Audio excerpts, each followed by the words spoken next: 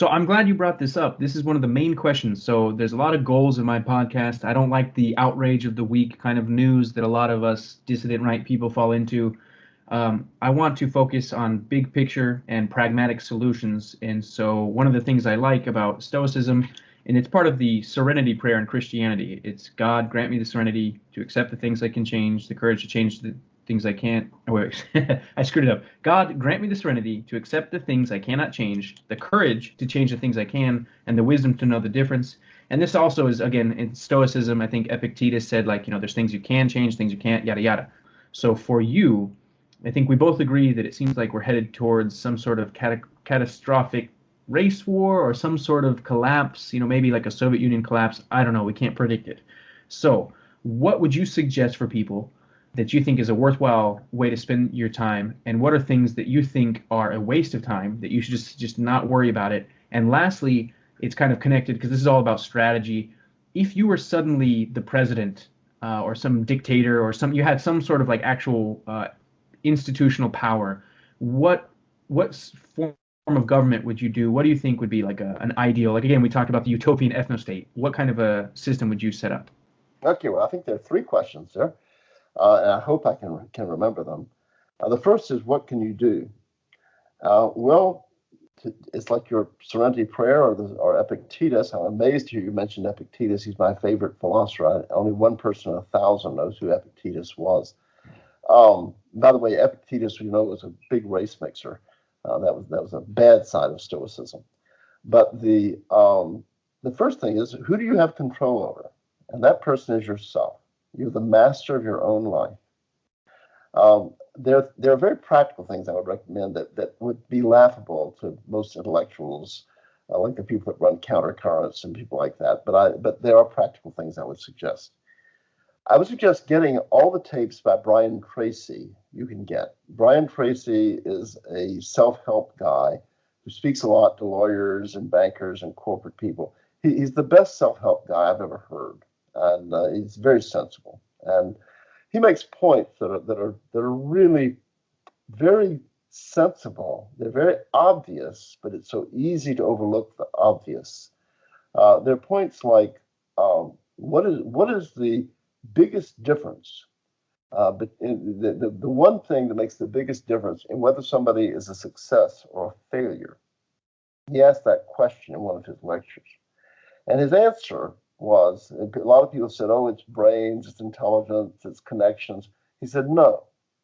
The factor that is the biggest factor in determining who will succeed as opposed to who will fail is long-term planning. Planning for a long time. And he used an amazingly difference. I'm surprised. This was some years back. Today, I think the audience would erupt and he'd be attacked. They'd pull out bazookas and shoot him. But he made a comparison. He said the aristocracy in England start planning where their children, their son's life before the son's even conceived. They're planning on how to get Junior into Eton and Oxford or Cambridge. And he said, the people in the ghetto are not thinking more than 10 minutes out where they can get some fried chicken. And even people of relatively modest means and modest intellect, if they think long-term and have long-term specific goals, they will win. They will turn out okay. But you've got to have specific goals. And he goes through all this. So I recommend listening to his stuff. The person you can control is the guy that's shaving, looking back to you while you're shaving in the mirror or while you're putting your powder on your face. That's where you start. And there are things you do. Like I said, the strength of the pack is in the wolf, and the strength of the wolf is in the pack. By strengthening yourself and preparing yourself, you're strengthening our cause. They're very basic things. Give up smoking and invest the money. Give up drinking and invest the money. The cost over a lifetime of a smoking habit is the cost of a beachfront home, and the same of a drinking habit, even just a social drinking habit. I'm not opposed to drinking. I drink. I've never smoked a cigarette in my life, primarily because I had a Sunday school teacher when I was 14 named Brian who was a young doctor, and he explained to all of us young Presbyterians, because we do value money in the Calvinist religion, uh, how much it costs over a lifetime of smoking or even social drinking, and worked it out on the board how much it cost. And I knew I wanted the beach home more than I wanted to smoke cigarettes. So if you devote yourself, two other practical things, which we're really diverging from the profound to the very, very mundane here, but two little suggestions that you will find in a lot of these self-help books. One is to live below your means and to faithfully save 10% of your income and invest it and don't touch it. Um, People will say, I can't do that. I have to have all my money to live. That's not true, because there are tens of millions of people who are living off of 90% of what you get. If you will invest 10% of your money and not touch the returns, in 25 years, you'll be independently wealthy. And for young kids, 21 years old, that sounds like forever. It's not forever. And you will have resources, you'll have freedom, you'll have strength. The other rule is to invest 2% of your money into self-improvement, seminars, training in things like computers, the internet, learning to use Excel, whatever your field of work is, buying books, going to seminars. And as Brian Tracy says, if you will do this, in 5 years, your income from your work will increase so much that you won't be able to find enough seminars and books to spend that. So those are very practical. You start with yourself. You make yourself independent. You've got to be independent. You have to find, if possible, a job, like I did, being a solo practitioner lawyer, that gives you some degree of protection against being doxxed and having Mr. Greenberg come in and say you're fired.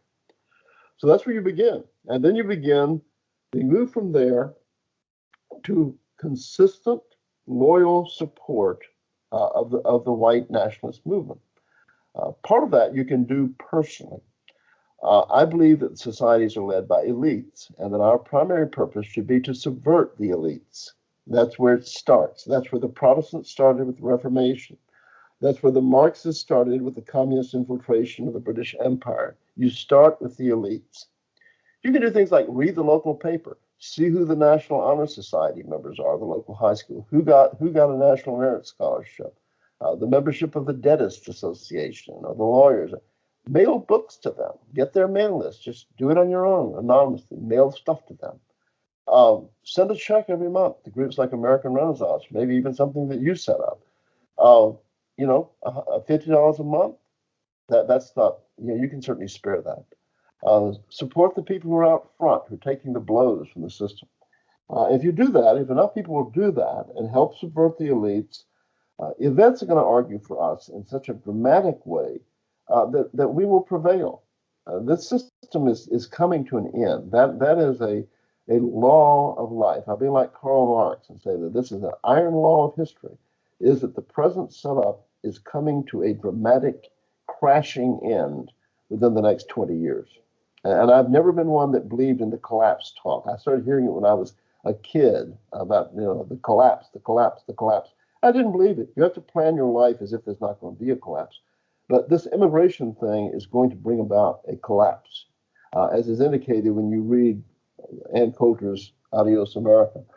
So that's what you can do right now. That's all you can do, is to develop yourself, develop your talents, save money, try to become self-employed, and give steady, small amounts to our cause, and try to subvert the elites where you are. Brighten up the corner where you are, like the little children's Christian song we used to sing in Sunday school. So,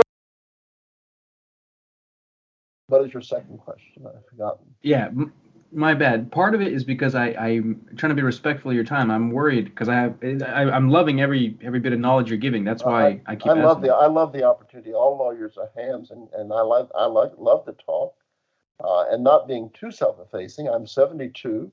I've had a remarkable life. I've known many people from royalty down to the lower classes of scrub women, and I've learned a lot. I've been in a lot of places, and I've done a lot of thinking, and I think I do have things to say without being arrogant. So I'm glad to get it out. I like to be of help to people, and I think I'm in a position to be of help, especially young whites, because I'll tell them the truth and give them the real skinny as opposed.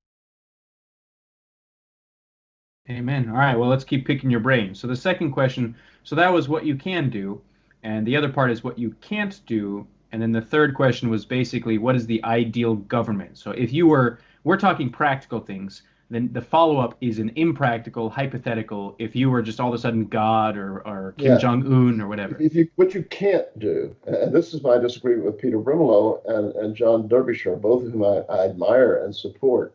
But in that debate you mentioned, it's just shocking to me that guys that intelligence cannot see that reform of the system through the ballot box is absolutely impossible. There's no way it's ever going to happen. Demographics, just setting aside all of the objections to universal suffrage democracy to begin with, and I was lucky to grow up in a family where democracy was not a treasured ideal, and people were aware of how bad democracy was. My father was a close relative of John C. Calhoun, who opposed what he called king numbers. But anyway, there's just the numbers aren't there. I mean, it's over. Elections are over. Maybe something could have been done in 1948 or 52, maybe even in 1964. But in 2020, no, it's over. It's done. Forget it. Stacey Abrams, who ran for governor of Georgia, is a very nasty, in-your-face, lying, black racial demagogue. She ran saying that she would dynamite off, she would blow up with dynamite all the Confederate monuments in the state. She'd blast the monument to the Confederacy at Stone Mountain off the face of the mountain. She would confiscate every firearm in the state without compensation. This was Stacey, baby. And Stacey got 48.5% of the vote in a state like Georgia. Think about it. Yeah. In Florida, the Republican candidates for Senate and governor squeaked in by Trump-esque margins in Florida. Trump carried Florida, I think, by less than 0.5%. Since the hurricane in Puerto Rico, at one point, 3,000 Puerto Ricans were entering Florida every single day. Hundreds of thousands of Puerto Ricans have moved to Florida, and they're qualified as American citizens to vote. And the Floridians passed a referendum giving the vote to 1.4 million convicted felons. Do you think Republicans are ever going to carry Florida again? No. Florida is now like California. Georgia will be like California in 6 years. I'm not sure Trump will even carry Georgia in 2020. Yeah, the Republicans are not registering any white people. Non-whites make up 40% of the population in Georgia. They make up 46% of the registered voters because they have advocacy groups that are registering, and the Republicans won't do anything for white people. And we have no white organization that's the equivalent of La Raza or the NAACP or the B'nai B'rith. So Texas, Cruz barely defeated Beto O'Rourke. And the demographics there are totally in the Democrats' direction. Politics is just over. Forget it. It isn't like it was 40 or 50 years ago when if someone's saying this kind of thing was regarded as some kind of a kook advocating an armed revolution. There's not going to be any armed revolution. There's going to be a collapse. There's a big difference between an armed revolution and a collapse. Most big revolutions in human history have not occurred because of a revolution, because some group of clever guys, planned out the revolution.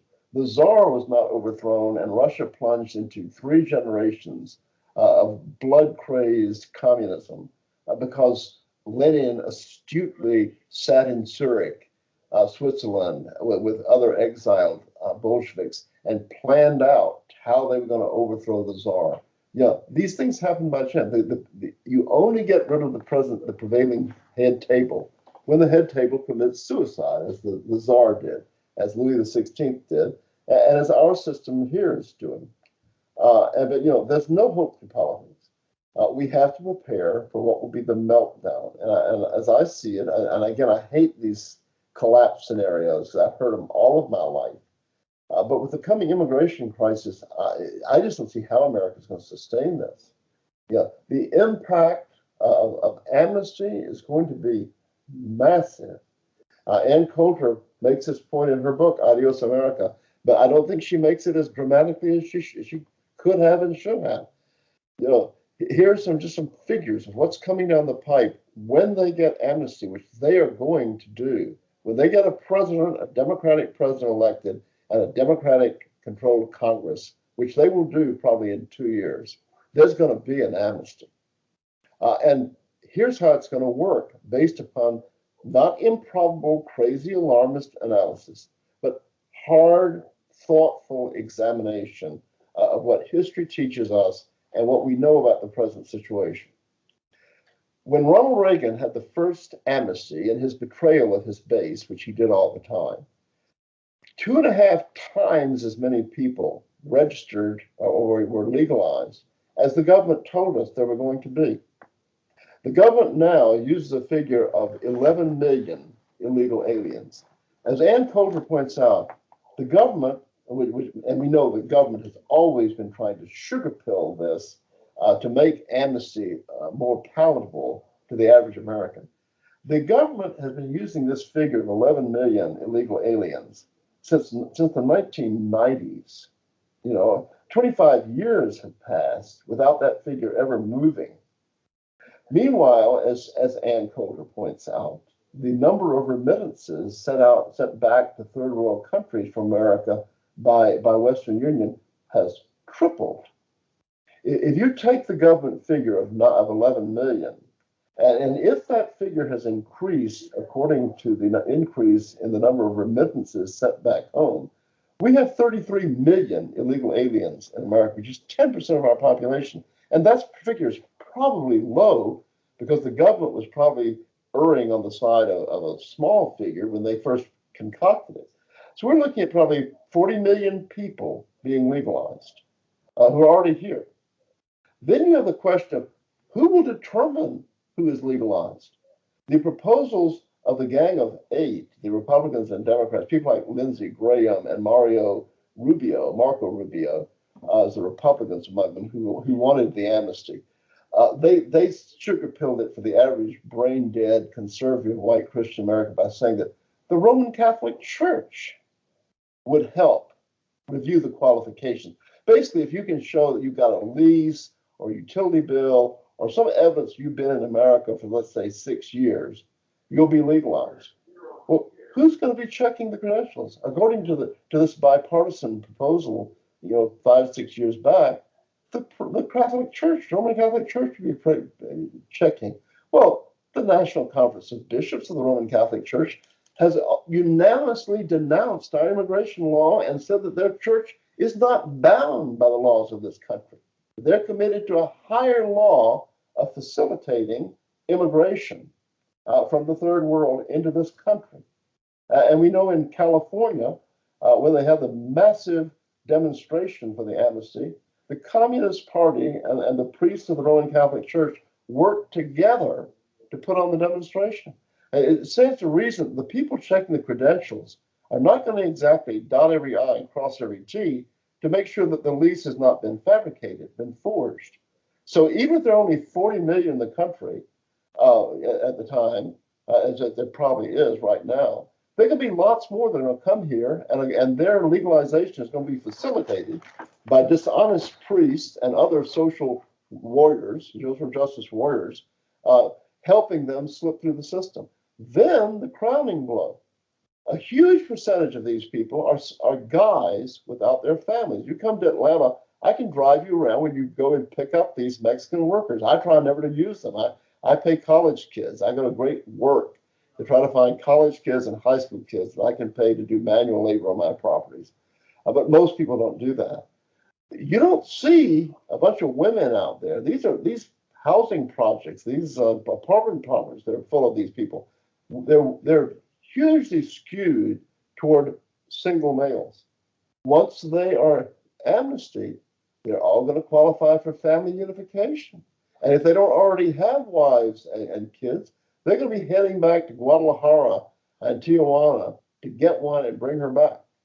And they have birth rates that are 2 and 3 times the white Christian birth rate in America. So we're talking about a blow to this country in a period of maybe 2 or 3 years, the addition of maybe 80 to 100 million uneducated, poor, non-whites, which will guarantee that the Democrats will hold virtually every U.S. Senate seat in Congress. The Republicans carry these U.S. Senate seats in places like Montana and New Mexico and places like that by margins of 2 or 3%. All that's going to be gone.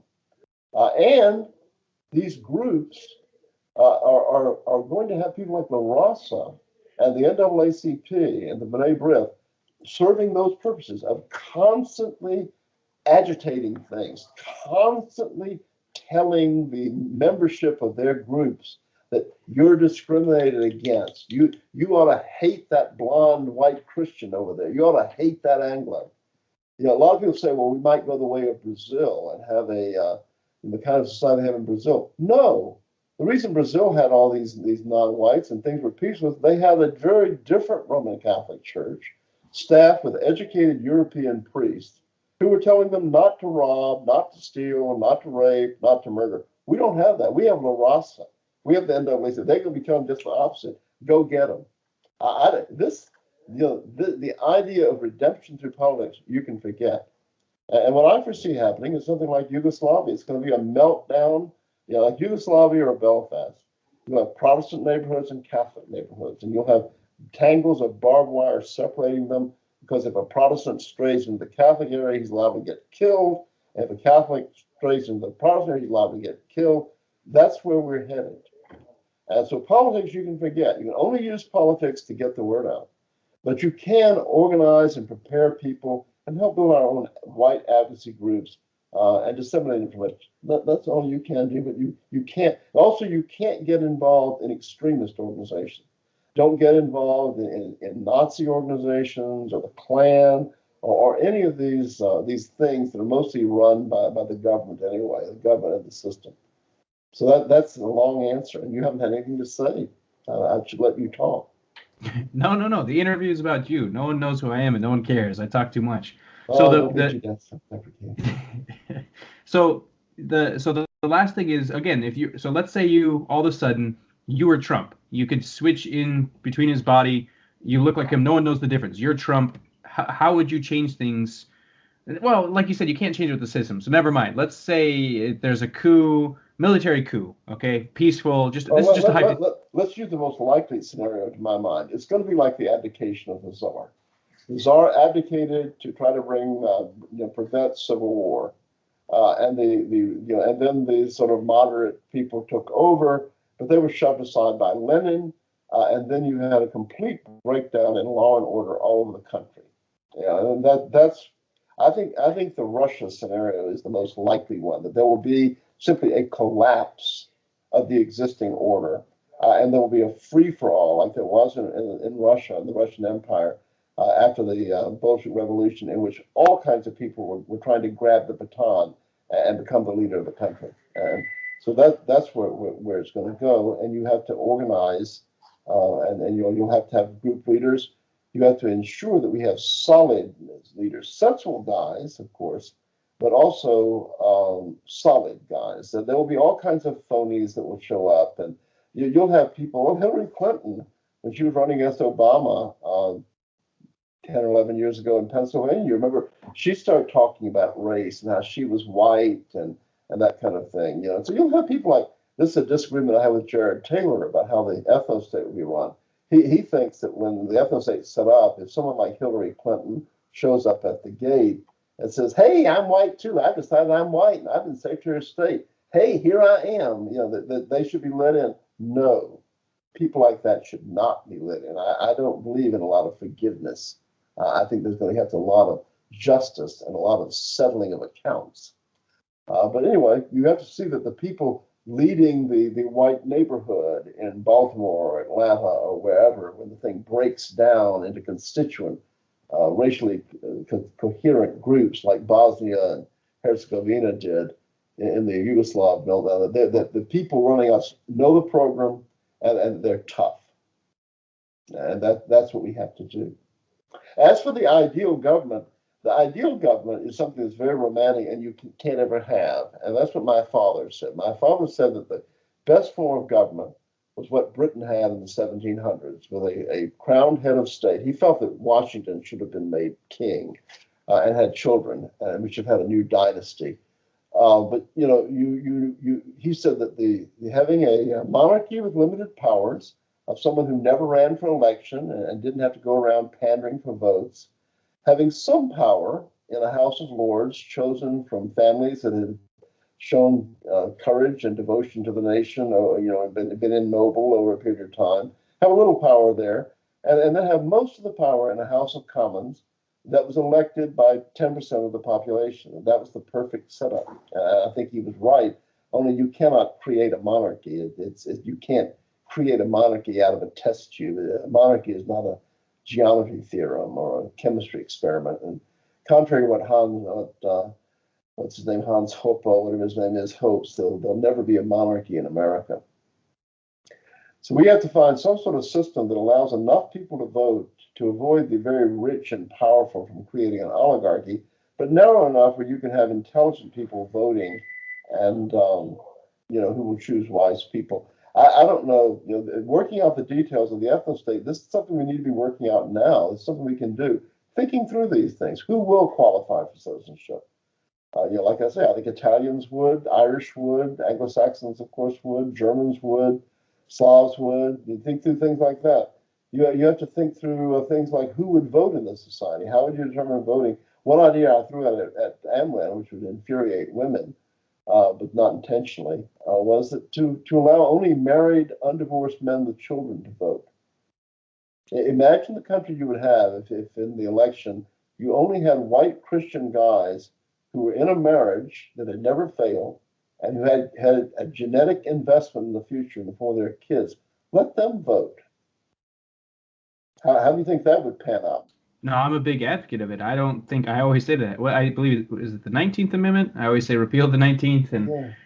Well, but the problem is the main thing is not excluding the women. It's just excluding childless people. Someone did a study and they showed that something like only one leader of a country in Western and Central Europe has a child. You have all these weird people like Angela Merkel, this childless, unhappy old woman running the country. You have people like Macron in France, no children. Theresa May in Britain, no children. If somebody doesn't have a genetic investment in a country, I don't think they should be allowed to vote. Now, I don't think you should make having children a condition of holding public office. If I ran for public office in our ideal ethno-state, I think people should be allowed to vote for me. But I think the people making the choice should be the people who have sired and delivered the future generation. They're the ones who should decide.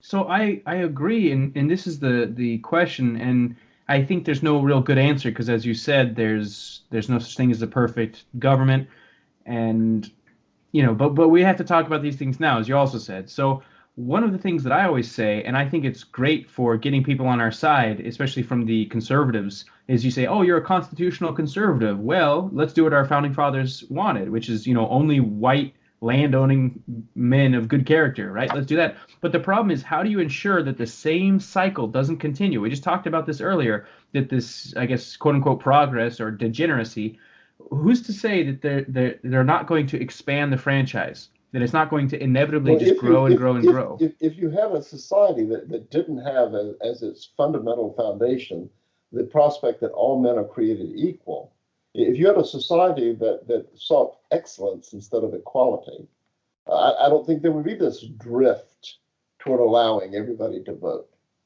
The drift allowing everybody to vote came from everybody constantly taught from kindergarten on, everybody's equal. Everybody's equal. Well, if everybody's equal and you look around and people aren't equal, something ought to be done about it. We need to allow more people to vote. We need to have more transfer payments to blacks. Blacks aren't equal, must be white privilege. Well, when you have this fundamental error of believing in human equality, nothing good can come. Only bad can come of having such an idea. Agreed. So along the same lines, And to bring it back a little bit to an earlier question, how what would you say to the people that say that this progress is not just natural, right? You look at previous generations and everybody looks back and they go, man, a long time ago, a woman would show her heel and that was seen as racy and sensual, right? And it just slowly evolves. Who's to say that it's going down? I mean, talking to a lot of baby boomers, they say, no, like this is just natural cycle. And my parents were upset about the long hair. I was upset about tattoos, but now tattoos are normal. What's wrong with it continuing as it is? And you talked about the sex. You and I both agree. I've looked at the statistics. I think it's wrong to have such a sexually liberated society. And we've seen the studies of how it affects women, and we understand human nature, yada yada. But who's to say that that's not just an inevitable part of progress? What's wrong with people just getting more and more sexually open, transgender, all this stuff? Maybe our kids and our grandkids are going to have, penises grafted on their foreheads and their whole face is going to be tattooed, and that's normal. If this is so-called progress, change is not necessarily progress. Change can often be bad. But, if this goes on, where will it end? Will the first word out of a baby's mouth be "fuck you"? That's where we're headed. It's just going down, down, down, down, down. But the thing is, here again, that kind of thing doesn't prevail. It's like the alternate lifestyles promotion, all the promotion of alternate sexual lives. Well, these things are self-sterilizing. Very few children come out of these relationships. The children are being born to, except for the illegitimate ones in the Black community, and unfortunately, increasingly in white communities too. Children are born to traditional families.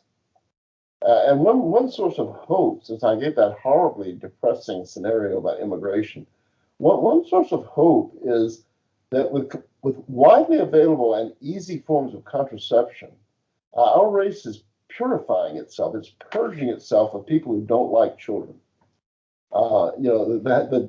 Having a child, having a family and 3 kids now is a matter of choice and really of sacrifice, of being willing to commit to rearing 3 kids. That's a hell of a commitment. Well, the people not willing to do that, who don't really have any desire to have children, who want to be genetic dead ends, they make this choice. Studies have been done of Holland, for instance. Now, the Dutch are a very desirable race of people. They have the highest IQ of all European people. They are very tall people. I think they may be taller than the Swedes and Norwegians. They're very attractive people, blonde, blue-eyed, good-looking, but they are the worst in terms of cultural degeneracy and depravity of any nation on earth. But studies have been made of the Dutch. Where are the babies coming from among the Netherlanders? They're coming from traditional Roman Catholic families and traditional Presbyterian families. The babies are being born not to the weirdos in Amsterdam with the flowers in their hair and the pink hair and the rings through their noses, sexually ambivalent and all this sort of thing.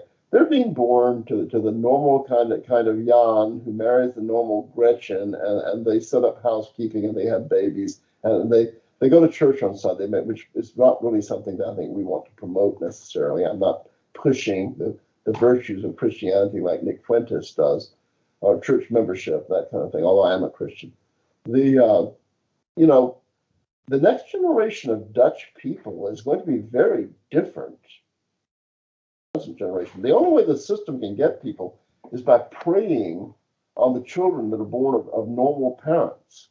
And I don't think that's going to work as well. I have a feeling that as we see from studies of identical twins, all kinds of things are predestined by genes. They found these identical twins separated at birth.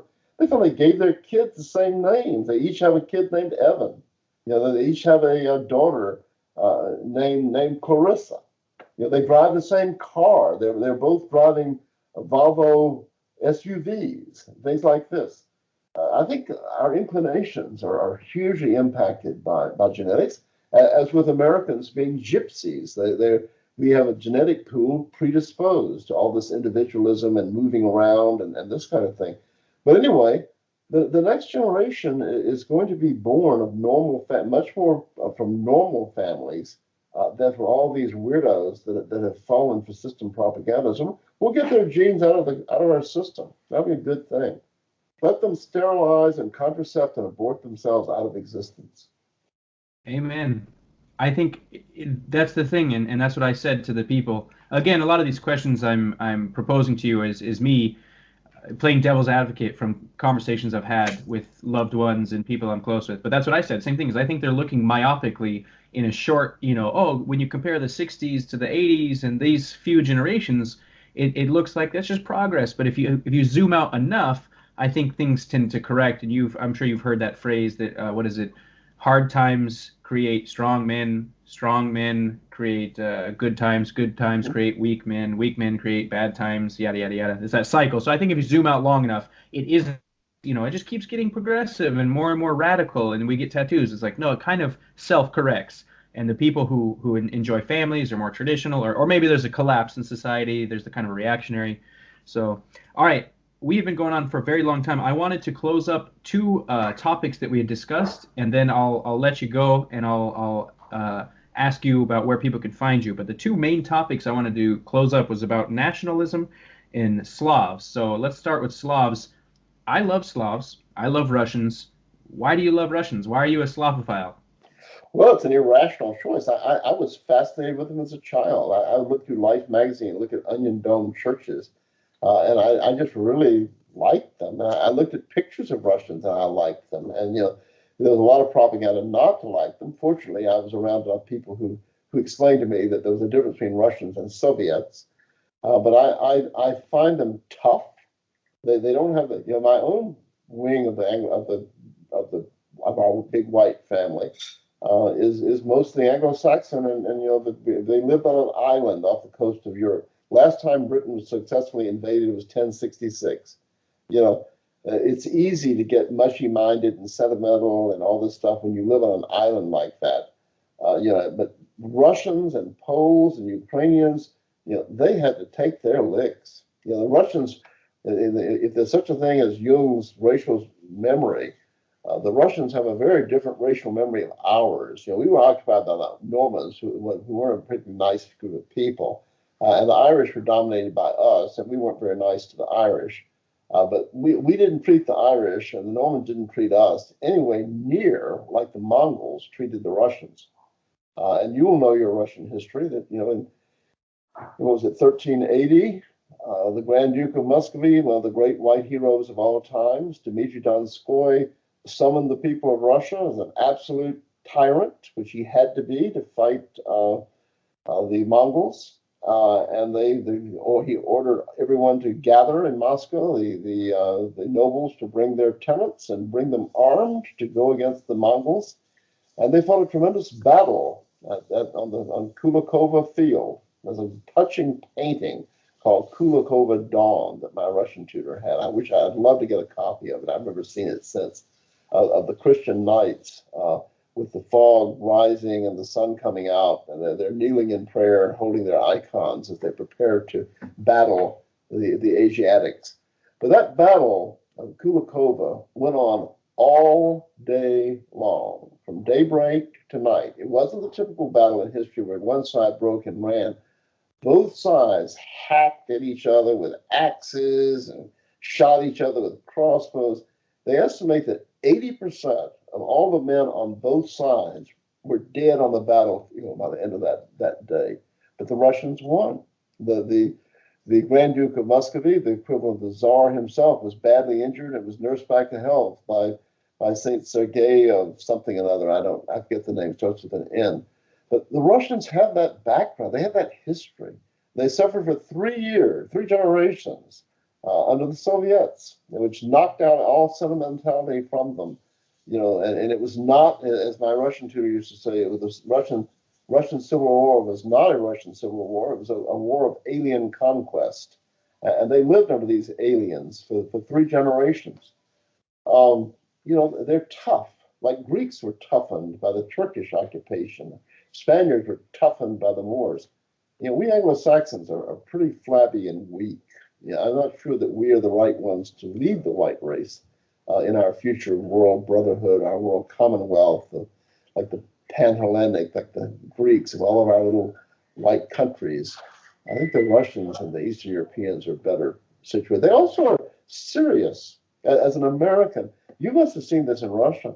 You mingle among Russians, they're talking about Dostoevsky and Tolstoy. They're really in touch with their culture.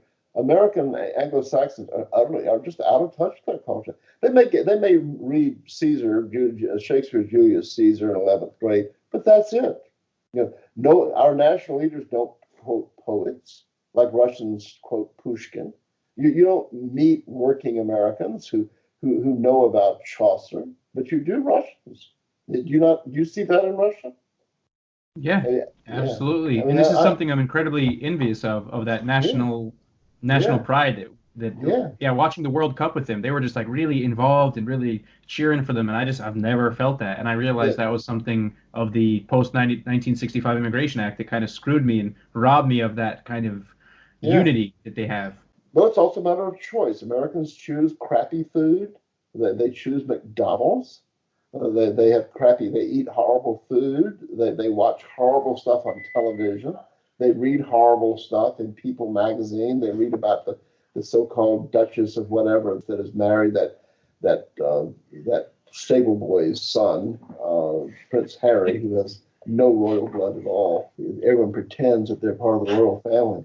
They're like that. They're just, I've liked most of them that I've known. I've known some really irritating people who are Slavs. I'm not romanticized. I know there are a lot of them really nasty people, like in any group. But I've known a lot of really admirable Poles and Russians and Croatians. I really like Croatians. My great support when I got in trouble in the army was a Croatian in my unit. He was the guy that really came to my rescue.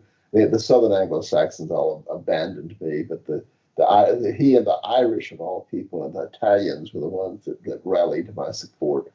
But you know, I have told this story many times, but it's a story that I found that just hit me like a bolt of lightning.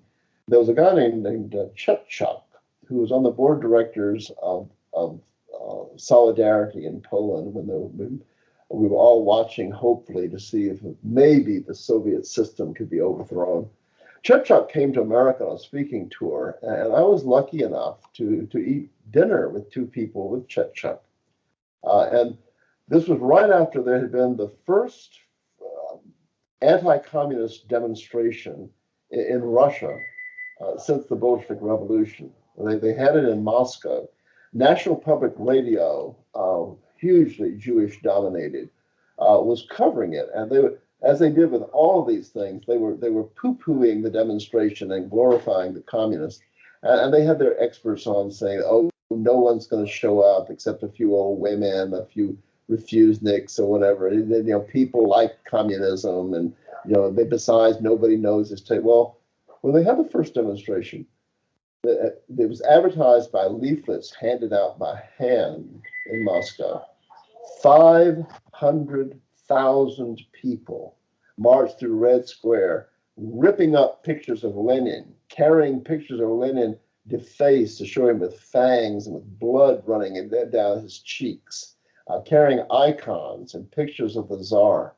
And after 3 generations of horrific oppression, in which having an icon hidden in your house often could mean death.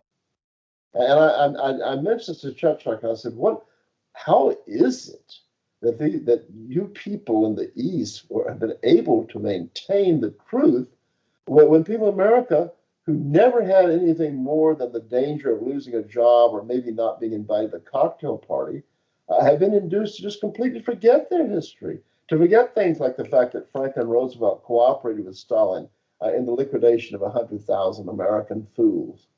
I didn't mention that through there, but I asked that question, and he politely avoided it.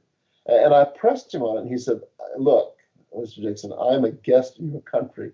It is not my place to criticize your country and to answer that question." And I pressed him again. I said, "I assure you, I'm not going to be mad." And he finally reluctantly answered.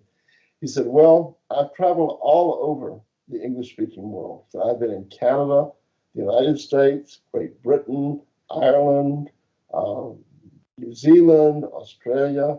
He said, if you came to Poland or if you went to Russia, he said, I could show you the graveyards full of people who have been willing to die for Poland and Russia. He said, in traveling around the English speaking world, I think I could count on my 10 fingers the number of Anglo-Saxons that I have met who I felt were prepared to die for their country. That's a powerful statement, Mike. But it's also, I fear, a very true one. And that's why I admire Slavs. I wish my people were like the Slavs. Amen. No, this is what I respect the most, and I try to learn from them that to find that courage, the I don't want to say machismo, but that manliness and the loyalty to your tribe. But that leads me to the last question that I'd heard you say before. It was actually a question you brought up to Patrick Casey in his most recent American Renaissance speech.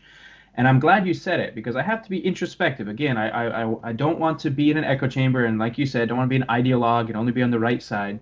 So to continue on that thought process, I had to ask myself. I remember arguing with my mom before I was more aware, racially aware, and more woke, quote unquote, arguing about gay marriage and saying, "Hey, who cares if gay people get married? I don't mind, and my friends are gay and whatever." And she was trying to say that it's gonna, the slippery slope fallacy, or what I thought was a fallacy. And sure enough, fast forward, we see transgender little kids and all this just insanity going on. And I realized, like many young people do, your parents are correct, your parents are right. And so, okay, let's flip it on the other side of people on the right. A lot of leftists are afraid of nationalism because they look at Hitler, they look at Japan and Manchuria and stuff, and they say, "Hey, slippery slope. If you're proud of your race, if you're very proud of your nation, it's going to lead to these conflicts." And I had to say, okay, you know what? Maybe they're right. I think they have an honest fear. I personally think what I'm doing is correct. I personally think that if we are all more realistic about different races, we wouldn't support these insane wars in the Middle East because we'd say, you know what? We're not going to give them Jeffersonian democracy. I think, but maybe I'm wrong. Maybe I'm naive and utopian, just like the Marxists. And I'm glad you brought it up. You said the same thing, that a lot of the deaths. So the reason I'm bringing this up about, you said that they're willing to die. Well, a lot of people say that this it's a great tragedy, World War I and World War II, of just these brother wars.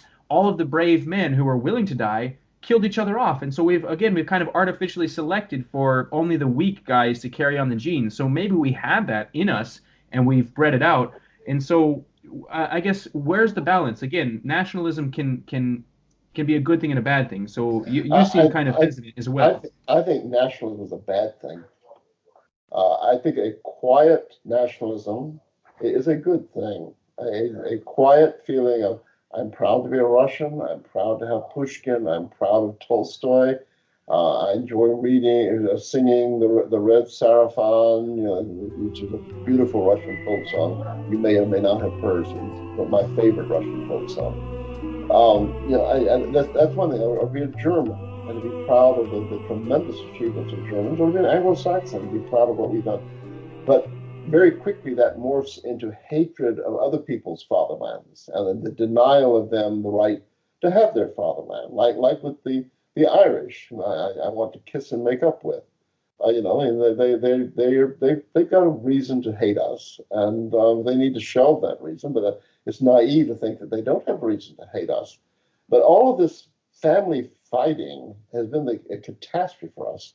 We have to go back to the kind of situation that existed before the Protestant Reformation, in which you had a culture-bearing stratum all over Europe that was somewhat trained in Latin and could actually, many of them, could communicate with each other in this kind of universal language. And someone like Erasmus, well, was a very, very fine Fleming. He was very happy to be a Fleming. He'd go eat his Flemish food, his Dutch pancakes, and all the stuff with the Flemings. But he also was part of the overarching world of Christendom. And that's what we have to have. Nationalism has torn us apart. I don't like the embrace of nationalism. That's why I call myself a racial idealist. I don't dislike superior Russians. I don't dislike superior Germans. I want the best of the Norwegians to reproduce. I want an ever blonder, taller, more intelligent Norway. I want the same for Portugal and Spain. I just really am not interested in pursuing these ethnic quarrels anymore. And that's a real serious thing. It's interesting that people take up these ethnic quarrels, these family feuds. And I think they do it precisely because it's safe. It's an issue that doesn't matter anymore. I used to be a member of the Scottish fraternal organization called the St. Andrews Society. And I'd go to these Scottish games, and there'd be all these people hating the British, and the Scots nationalists hating the English. No, I've asked people. I've been to Scottish gatherings. People have said, been talking about Scottish independence. And I said, as somebody who is more Scottish than anything else in my ethnic makeup, and I belong to the Church of Scotland. No, I wouldn't want Scotland to be an alien country to Milton and Shakespeare. I have no interest in fighting with the English, and nor with fighting with the Irish. We've got other fish to fry. So I am not enthusiastic about nationalism at all, and I don't think we have any business talking about nationalism any more than we have any business talking about being right wing or alt right or conservative or anything like that. And I also think it's important. You touched on this very, very radioactive and dangerous and disgusting issue of same-sex attractions. I think it's very important to send the message to the white race that when we have our ethno-state, all kinds of white people are going to be welcome there. And I'm not holding out a brief for homosexuality. I think homosexuality is a tremendous tragedy. I have lots of gay friends. I have gay clients. I have gay relatives. They're still my friends. They're still my clients. They're still my relatives. If I could punch a button and make them straight, I'd certainly do it. And I think most of them would do it. But, our ethno-state is going to include gay people like Leonardo da Vinci. We're not going to exclude people like Leonardo da Vinci because he's gay. And we're going to have drunks in it. We have all kinds of people. We have Irish Catholics. People like my family have to put up with the fact they're going to be Irish Catholics in the ethno-state instead of just Scottish Presbyterians. We're going to have Spaniards. We're going to have Sicilians and Italians. And we're going to have vegetarians. And we're going to have drunks and dope addicts. It's going to be a real nation of real people. And it's not going to be the Southern Baptist Convention meeting under another hat. It's not going to be that kind of society at all. And one final thing, I love giving advice to people. I'm tedious. My whole family is this way. My friends here in Atlanta that know me well say that we're always lecturing people and meddling other people's business, that we really are just obnoxious. And I'm sure that I am obnoxious to a lot of people. But I'll give you a piece of advice. You talked about arguing with your mother. You seem to be at peace with your mother. And so it isn't advice for you so much as people listening. You have to be careful about where you evangelize. And many of the people listening are be young white guys who have friction with their parents. All your parents are entitled to is your love. That's all they're entitled to. But they're entitled to that, to your love. If you give them their love, especially if you give them grandchildren, they'll be happy with you. But the last place you evangelize is with your family, with your parents. My parents were fairly good. I mean, they were ordinary Americans, but they had remarkable ideas about things that those two people didn't have. But to your parents, you're always a baby crapping in his diapers. They're not going to listen to their children, and you don't evangelize on the job either. And these are just basic rules of how you behave. You don't evangelize with minority groups. I'm surprised at how many young people I've met who say things like, well, I've been talking to so-and-so who's Jewish, or I've been talking to so-and-so who's black. You don't get anything out of talking about these issues outside the family. There are nice Jews. There are nice black people. I know a lot of nice black people. But, and I've had some of them raise the issue with me, and I've talked to them, but I've never gone around raising the issue with them. It's just dangerous to talk to non-whites. This is something you talk to white people about. But you also need to keep in mind that only 20 to 30% of people are able to change their mind. Psychiatrists have done extensive tests on that. And if you've listened to many of my talks, I frequently talk about this and about the two Hungarian psychiatrists who gave a lecture in Atlanta to our circle about this very issue. 70 to 80% of the people cannot change their minds. They will always believe what the head table tells them. They always will. And when you meet someone like that, you don't keep trying to evangelize them. You just drop the issue and you relate to them on the level they can understand. You know, isn't the iced tea nice tonight? Wasn't it a hot day? That's the level on which you can relate to them, and you don't keep trying to force the issue. The people we want are the 20 or 30% who are capable of thinking on their own, changing their opinions, and not necessarily believing what they hear from the head table. So in your family, you don't push evangelization. You just, family is family, politics is politics. Do you feel that you've been talked down to? I hope not. It was certainly my intent in giving such advice is benevolent. It's well intentioned. That is the whole point of my podcast. I'm trying to do the antithesis of what our movement, the people in our movement usually do. It's just live super chats. It's stupid drama. It's the daily outrage. I want timeless advice. I want self-help. A lot of people in our movement are very, we call it black pilled. I don't know if you've heard that slang, but basically pessimistic. Right. And so that's why I'm quote unquote DJ White Pill. I keep using that phrase, quote unquote. I don't know why I use that too much. You young people have come up with wonderful terms of phrase, which I didn't know until like the last year. I've learned from the young people who work for me. Things like spurgy and especially virtue signaling.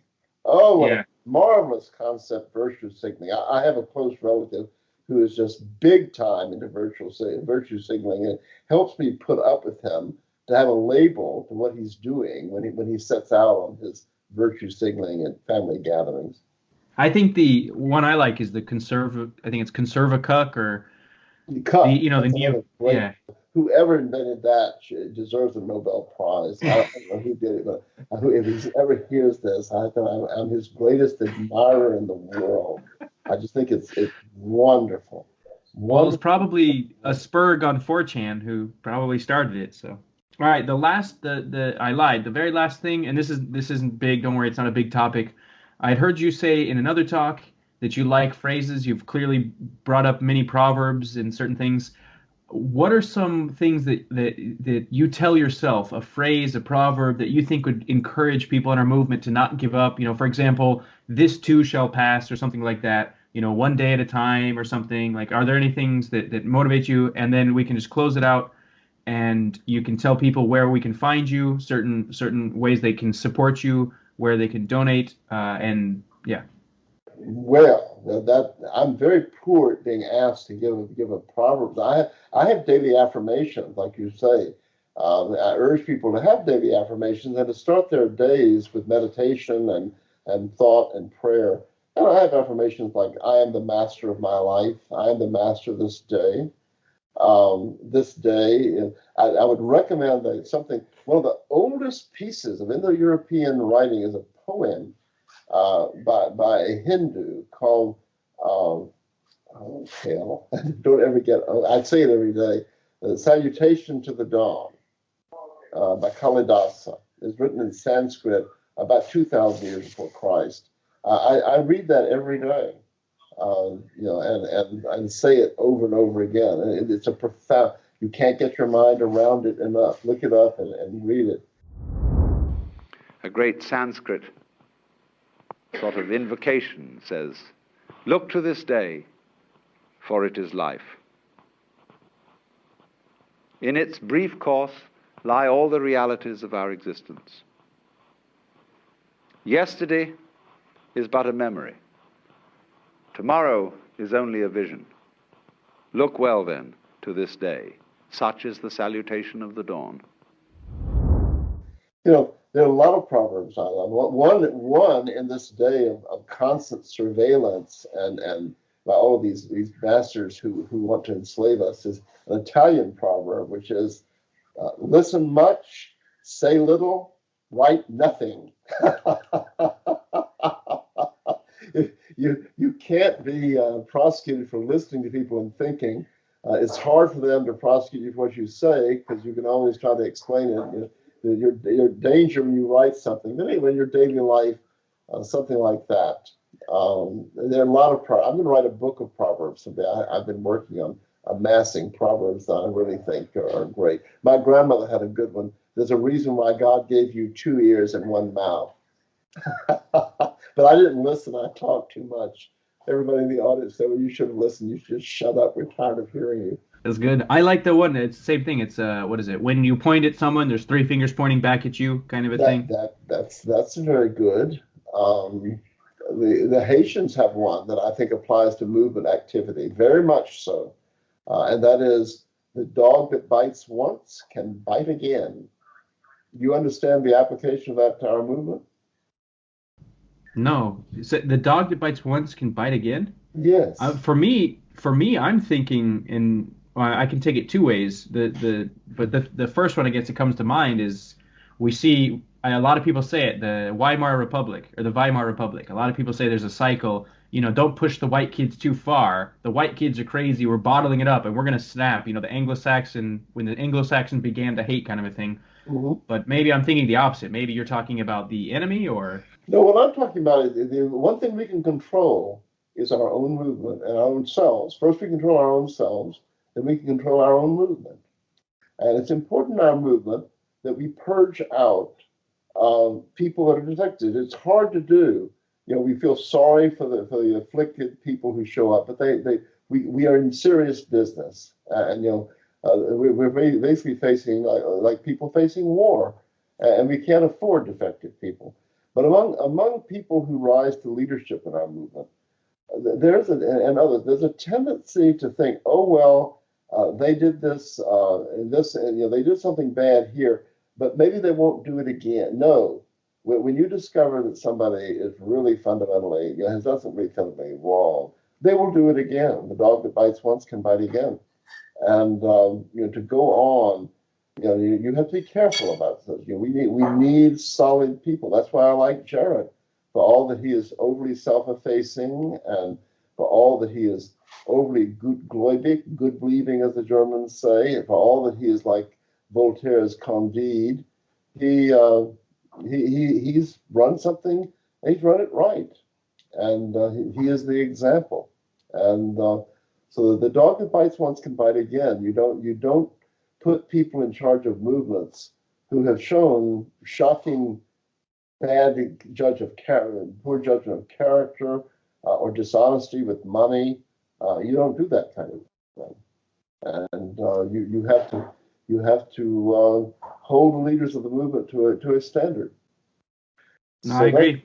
That's it's not my place to do it, but I agree, and I think we have to be careful and kind of watch, especially our subversive movements get subverted by FBI, like you said, joining these extremist ones. So you have to kind of watch everybody out of the corner of your eye, sleep with one eye open, which is very sad, but that's the state we're in. So I think it's you have very. To realize that whatever you say or write, you need to think whenever you write something or say something. Is this something that I would be willing to have on the front pages of the newspaper where I live, or have it read out in the grand jury room? Joking about violence is a terrible thing that a lot of young people engage in. It's the worst of all possible worlds. It's a form of masturbation. You're joking about violence and incurring all of the danger of it, but not doing anything. It's so foolish. And jokes can become, very, very serious things. Juries are not inclined to take our jokes as jokes. That James Fields guy that was convicted for the death of a murder and the death of Heather Heyer, he had sent out an email with a picture of someone driving a car through a bunch of weirdo Antifa with some kind of a thing about, get out of my way or something. This is how I communicate with. I forget what the joke. It was a joke line. Well, he did that 3 months before this incident, but the prosecution presented to the jury as to prove his state of mind. Had he been black, the judge would not have let it in because it's too far away, it's too tangential. But because he was white, the judge would let anything in. So that's, you don't joke about violence. You don't associate with people who joke about violence. If somebody keeps talking about violence, you get rid of them. They're a danger to you. They're just, and they may be very sincere. I think most people who joke about violence or talk about violence They probably, most of them aren't FBI agents or agents for the Anti-Defamation League or the Southern Poverty Law Center, but they're in and of themselves, they're dangerous. And yes, there are lots of plants. That happens all the time with the FBI. And that's a subject for another podcast. But you may have heard the story of lovely Viola Lauzzo. All the time meeting young people, and the things that meant a big deal in my generation are unknown to them. Have you ever heard of lovely Viola Lauzzo? No, never. Lovely Viola Lauzzo was called the Michigan Mother of Five. And she was a civil rights demonstrator, a white woman from Michigan, who was shot down and killed in the course of a civil rights movement, the Selma March stuff, back around 1965. And like with most of these incidents, these media seized on it, like they did with Dylan Roof or James Fields, and she became a national martyr, the Michigan Mother of Five. And they had a picture of her drawn from her yearbook when she was rather glamorous looking. Actually, she was incredibly ugly, which does not justify her death, but they were putting out a false picture like they did of Trayvon Martin, showing him 3 years younger in order to make him more vulnerable.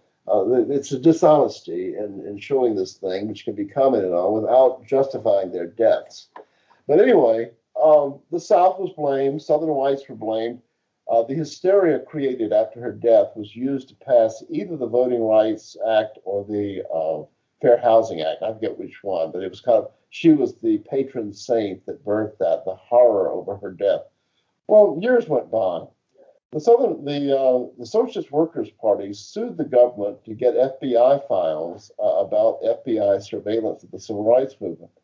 The judge gave them this information. The judge would never have given it to us, but fortunately, since it was a left-wing communist group that has a lot of cachet with a lot of the federal judges, the federal judge said, yeah, I think the FBI is wrong. The Justice Department should release this information. Well, the Socialist Workers' Party, the Trotskyite wing of the communist movement, then found the great discovery. Viola Lauzzo was killed by somebody working for the FBI.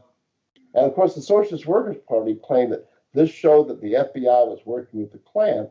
Well, all of us know the exact opposite. The FBI was working with the Justice Department to create martyrs to help the system get the bill enacted. But this guy killed her, and the Justice Department paid money to defense attorneys and others to spring him. They paid the money to defend him in court, in the criminal case brought, and so on. And this is it. I mean, she was not killed by the Ku Klux Klan. She was killed by the FBI's plant. But that kind of thing happens. It will happen again.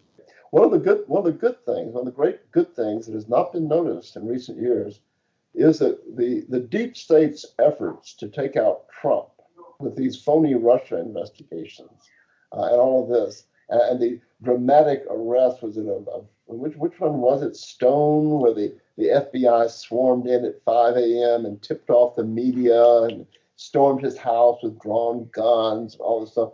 For the first time ever, the solid core of the nation, the founding stock and the related white Christians, the kind of people who admired J. Edgar Hoover and Ephraim Zimbalist Jr., as Elliot Ness, and Robert Stack as Elliot Ness, and all the TV dramas, about the glorifying the FBI.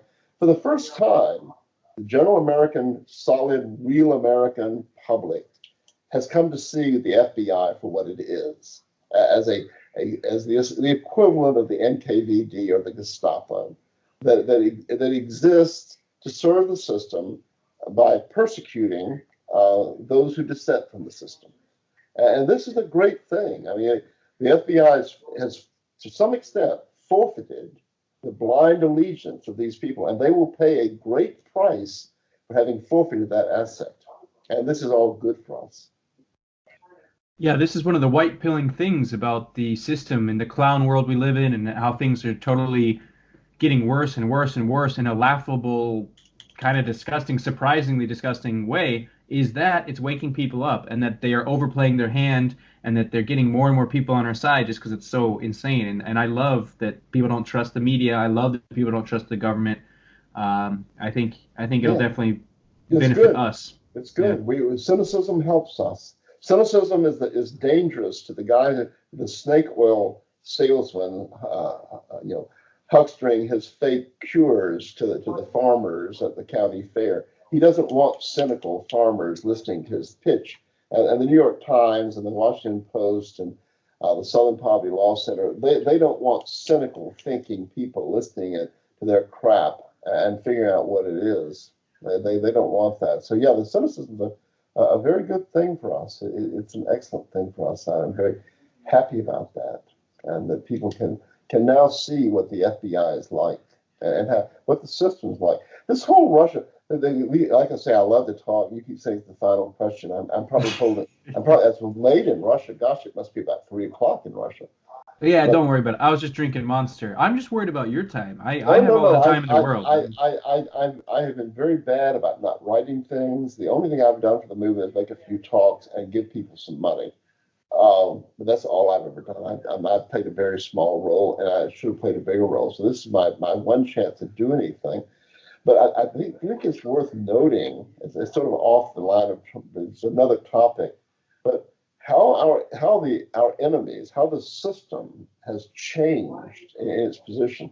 When I was a kid in high school, we were always told how the system believed in freedom, and that system, I mean the liberals back then, but they were opposed to censorship, and they believed that all these books, Lady Chatterley's Lovers, should be read, and they were people of ideas, and they were, the free marketplace of ideas, and they were against the military-industrial complex. When I was in college, all little SDS guys who had their pamphlets about the Pentagon, the military-industrial complex.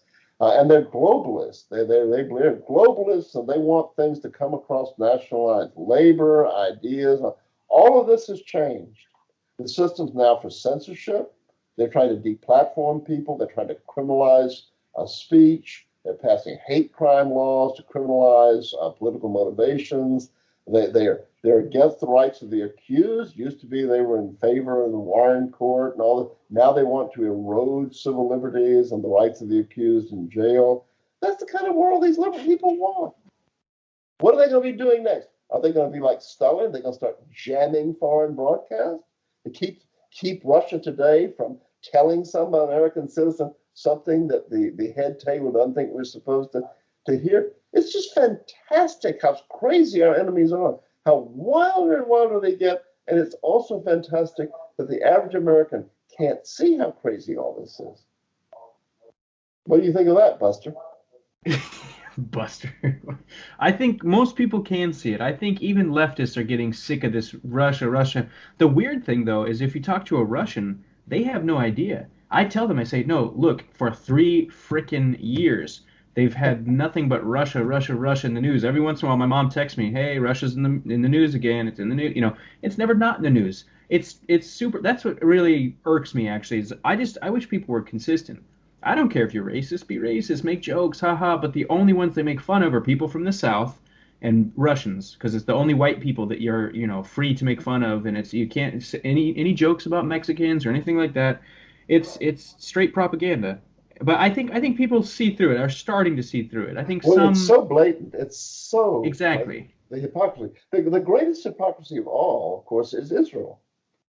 You and I are Euro-Zionists. I assume you are. I mean, we want a homeland for our people. You asked me at the beginning of the broadcast what I want. I want a homeland for our people. We have as much right as the Jews. I was on a panel discussion on NBC, which will never be aired, last week. And one of the three people on the other side, they had an Antifa and some black guy, and they had a woman who writes for the Daily Beast or something. They, here's this, and she was Jewish, and she said, as a Jew, I believe that we should let everybody in or something. And I said, well, as a Jew, are you opposed to the wall? She said, yeah, yes. And so I'm talking about the wall in Israel. Yeah, I'm talking about the wall here. I know you're against the wall here, but what about the wall in Israel? The greatest, most striking example of hypocrisy is the way the American Jewish community is all ape for Israel, but is just as furiously opposed to the idea that anybody else should be able to have a homeland. I mean, this is just in your face hypocrisy. Everybody in America looking at that has to know just how insincere and they are, and how they're just trying to calm people. That's the greatest. But another example of how crazy everything is, the Kavanaugh hearing. I suspect Kavanaugh will be a terrible Supreme Court justice. It's impossible the system to put anything but bad people on the Supreme Court. And we know he has a history of writing law briefs for Bush, justifying all of these totalitarian things, the right to torture people, the right for the president to kill American citizens by signing something in his office, all this stuff that we don't want. But the idea that somebody is not qualified to have a job as a judge because allegedly when he was 17 years old, a high school junior, and was drunk, he came on too heavily on a woman.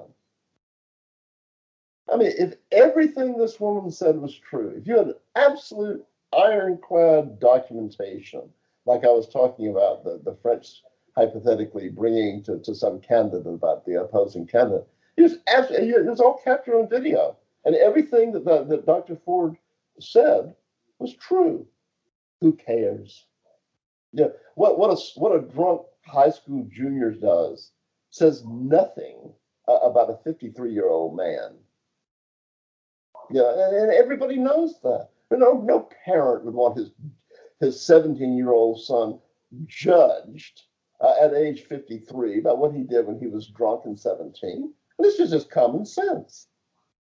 And most people know, they see through that, and they know a lot of this is just BS anyways.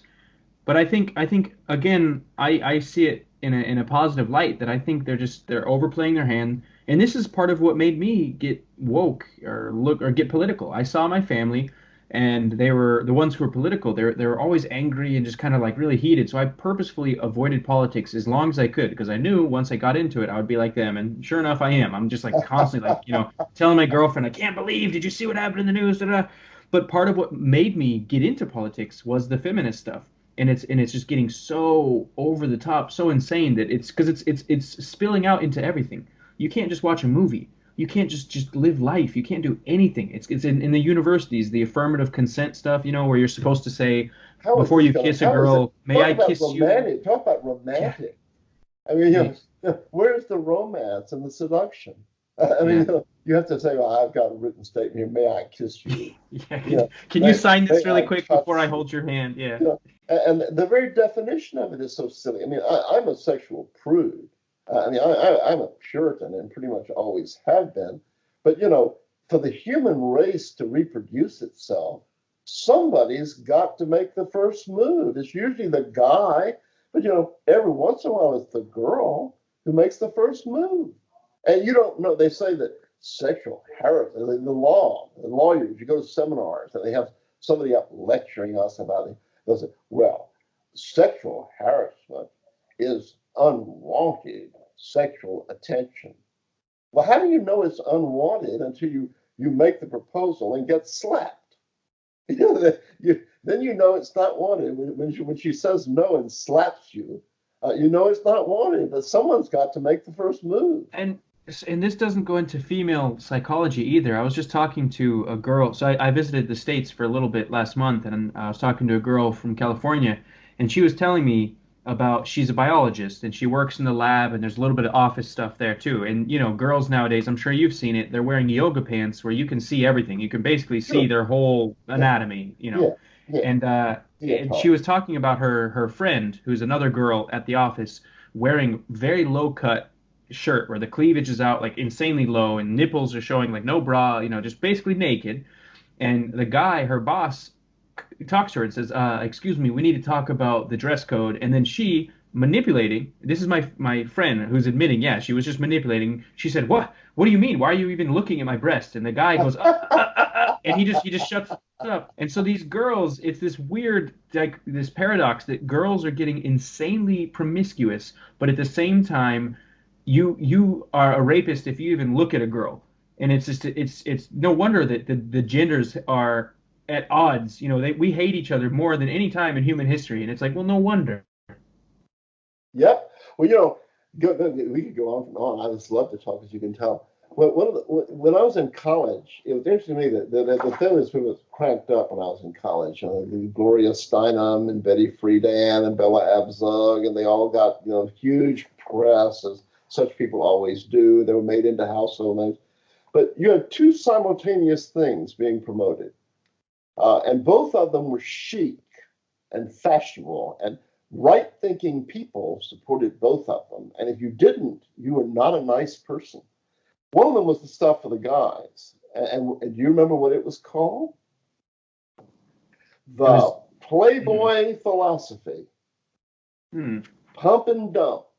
Seduce them, dump them. Move on and seduce today. One night stands. Put up pictures of naked women in your dorm to show that you were okay, and all this sort of stuff.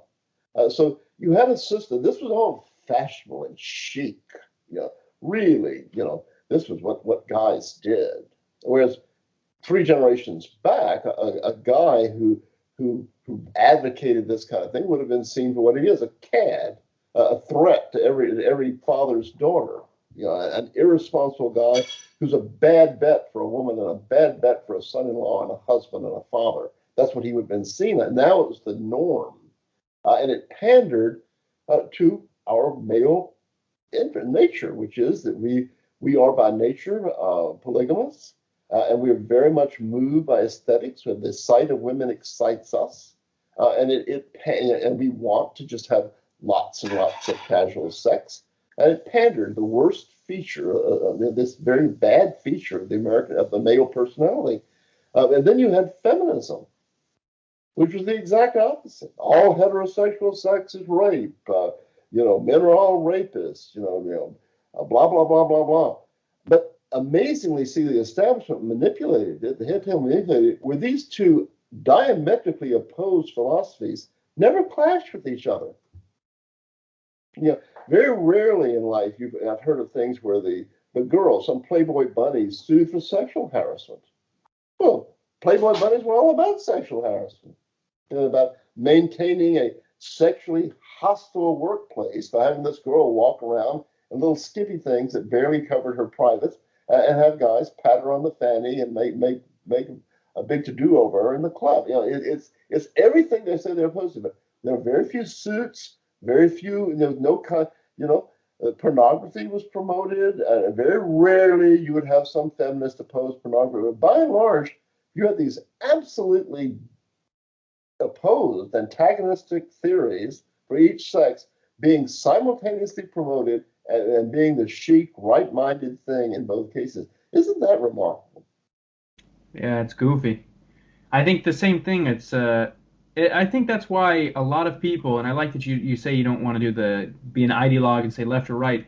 I think the more you kind of look into these things, there's one unifying element that makes all of this make sense, and it's human nature. And you go, oh, so for example, there's the people. I don't know if you've seen that picture, but it's a fat African American woman in green, and she's giving a lecture to a bunch of white people in a college, and it says all white people are racist, and she has her PayPal link there. And it's literally, we're just fools. It's Pavlov's bell. They say this magic word, racist, and everyone goes, oh, I'm sorry, here's money. They bend over.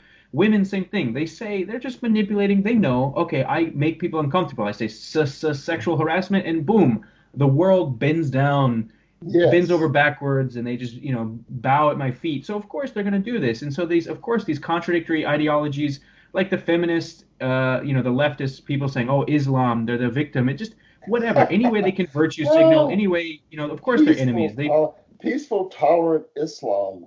I just like that. I used to go to a little Bible and discussion group, a church I go to in Key West, Florida, and these are all upper class, rich, white people, and they're all very, very left wing. And so one night they opened it by talking about the glories and wonders of Islam, how much more tolerant it was, how Muslims are more Christ-like than Christians. All just unbelievable nonsense. But of course, anything that's alien is good under this system. That's a unifying theme. Whatever is alien is good. So anyway, people went around the discussion went around the way, everyone taking their position, yes, yes, yes. And I simply asked the obvious question: has anyone ever polled the Armenians on the issue of Islamic tolerance? What do Armenians think of Islamic tolerance? Yeah, my girlfriend's best friend is Armenian actually, and Yeah. of course, yeah, they hate him. Ask They her, hate the Turks. ask her about Islamic. Ask the Greeks about Islamic tolerance. Ask the Yeah. Spaniards. Ask any Christian people that has ever lived under Muslim rule.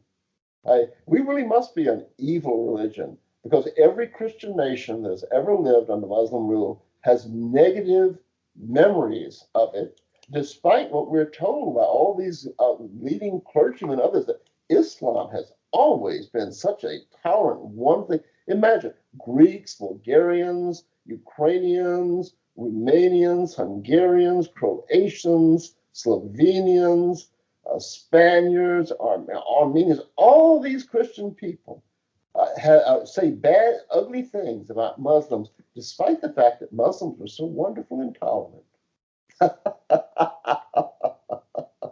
But keep listening to the head table. The head table is always right. That's what the 70 to 80% people think. Keep listening to that head table. Yeah, they don't have brains on them, man.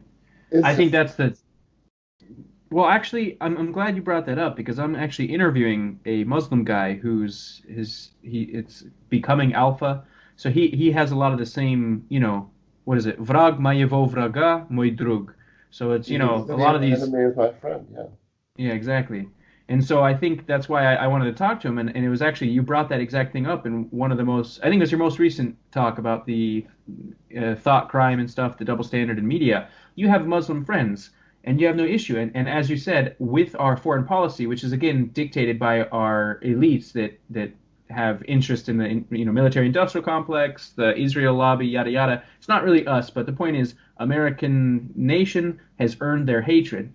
And so that's why I was going to interview him and ask him. We see eye to eye on, the female, the red pill of females and female biology.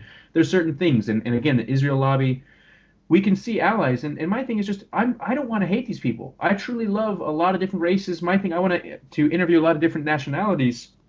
My thing is in your own country. And as you said, the guy it was really hard for you to get him to be kind of critical of Western European or Anglo-Saxon Americans. He said, "Hey, I'm a guest in your country." I do the same thing here in Russia.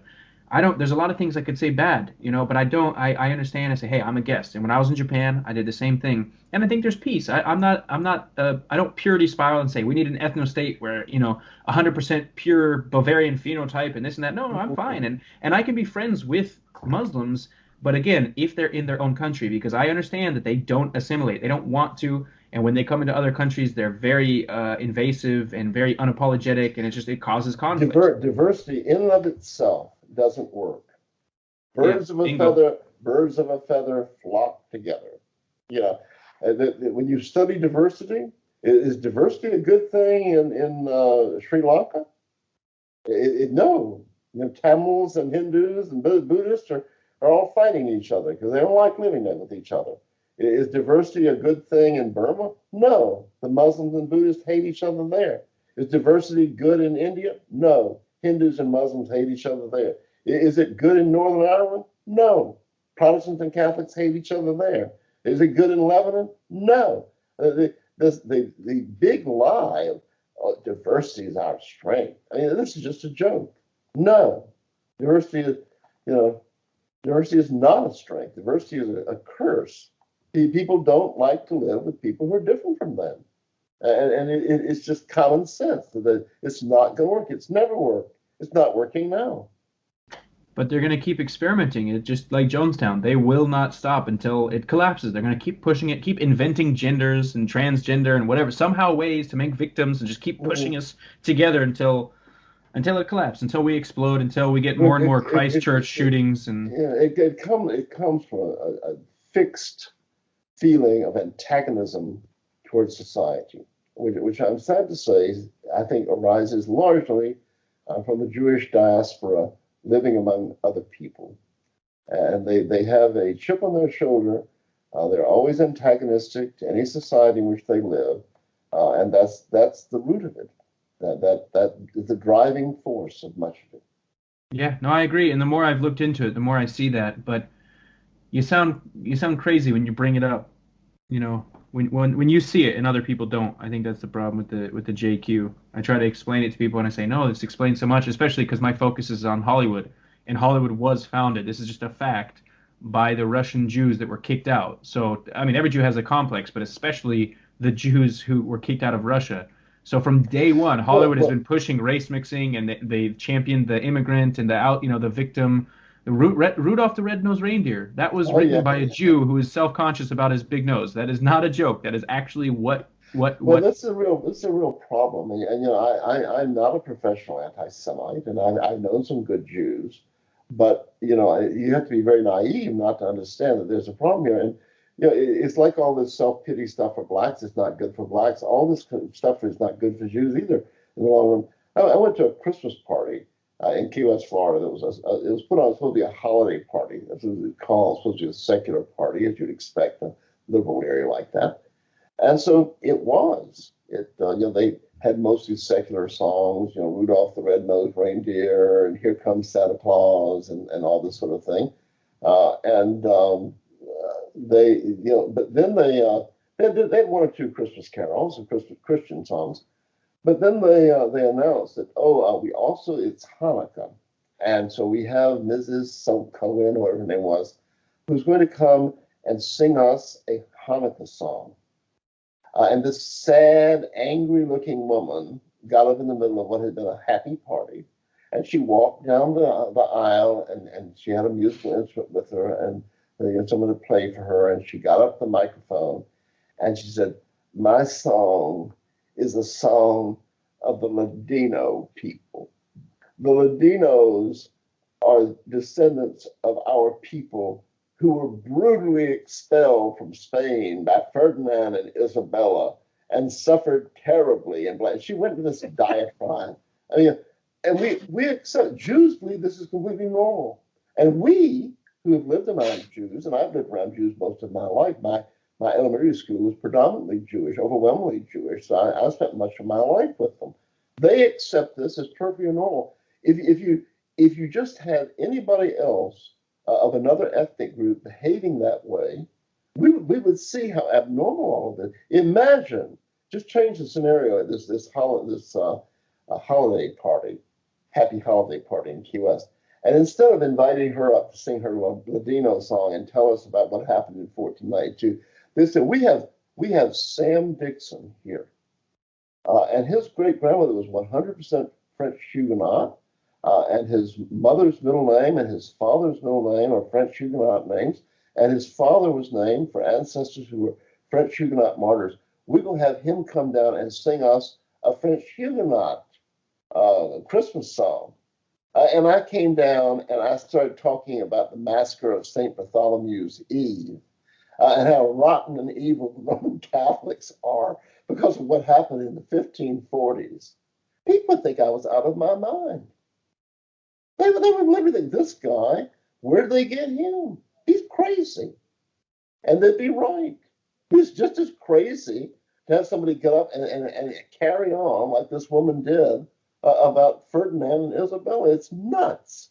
So, And and yet, this is where I have to push back against what you said earlier when we were talking about the self-deprecating kind of like overly humble aspect. What I see, a lot of Jews, a lot of their comedy is about poking fun at themselves and being kind of self-loathing. And there's that trope of the self-hating Jew.